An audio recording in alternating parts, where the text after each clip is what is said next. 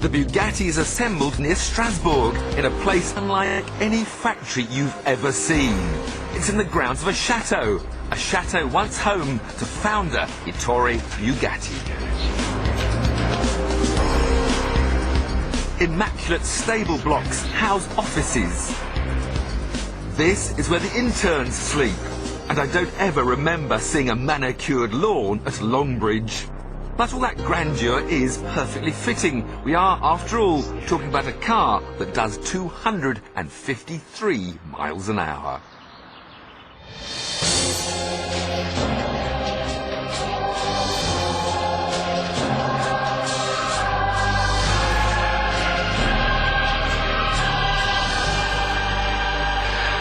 Now, you know what I'm like when I get close to these cars. I can't wait to soak up some of the detail.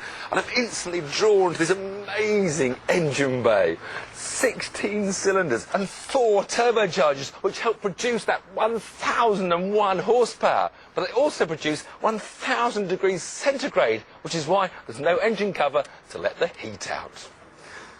Looking down here, they had hoped to use these wonderful single square exhaust pipes, but in order to get the power, they had to add 2 more, one inside each of the Venturis. But of course, going at 250 miles an hour, you then worry, how are you going to stop? And you look at the brakes, Bugatti calipers there, 16-inch carbon ceramic discs, which are bigger than a Ford Focus's wheels. And those brakes can stop the car from 250 miles an hour in just 10 seconds. Mind you, you can't get to that 250 miles an hour without the special key. The top speed key for the top speed mode.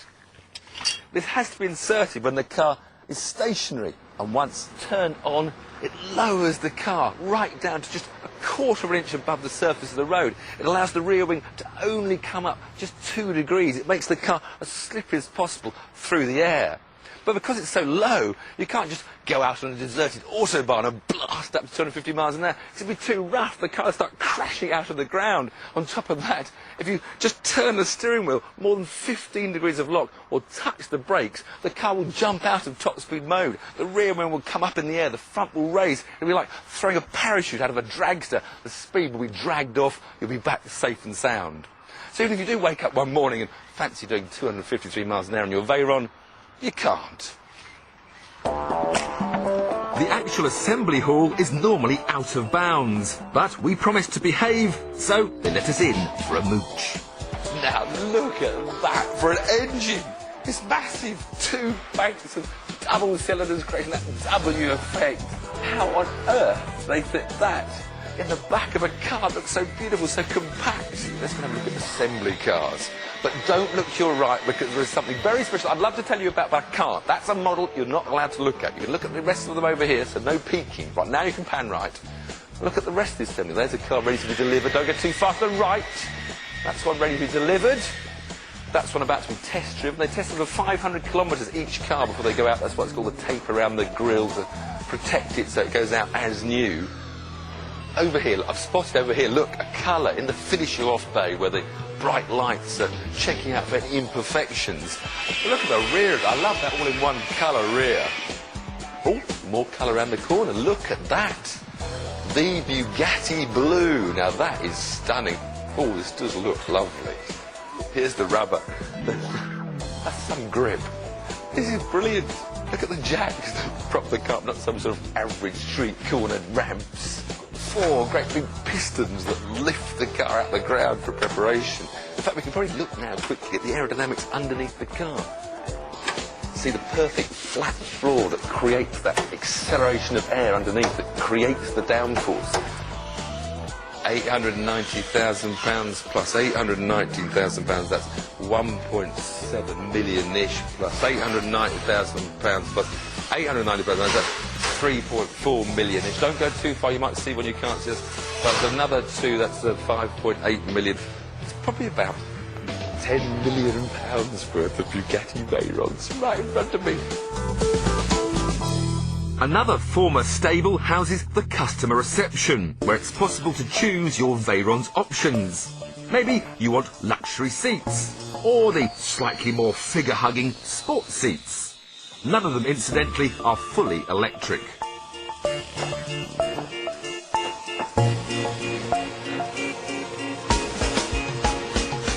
Some customers simply can't decide what colour to go for, so have bought 2 Veyrons and matching models at £3 a pop.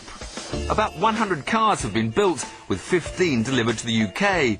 Bugatti admits that despite the £900,000 price, they'll never make money on the project. It's simply an engineering showcase designed to relaunch the brand.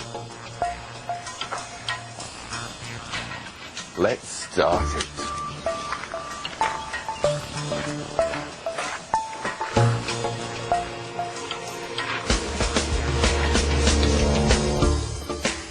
No stripped out racing car here, just greeted by luxury.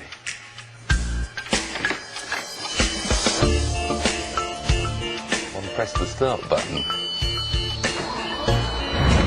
And 3,700 pubs suddenly burst into action. Time to blip the throttle. You just have to soak up the moment the excitement begins to swell up inside you. You're about to drive the Veyron.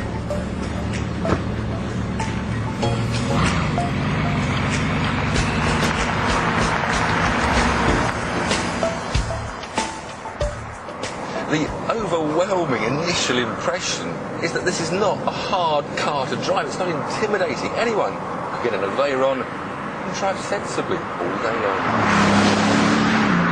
My only slight discomfort is the fact that the pedals are a bit offset to the centre of the car, that big front left-hand wheel. In fact, the left foot on its rest is almost right in the middle of the steering wheel, so that does take a bit of getting used to. Inevitably, you'll soon tire of cruising along in 7th gear at just 1,500 RPM. You want a bit more action.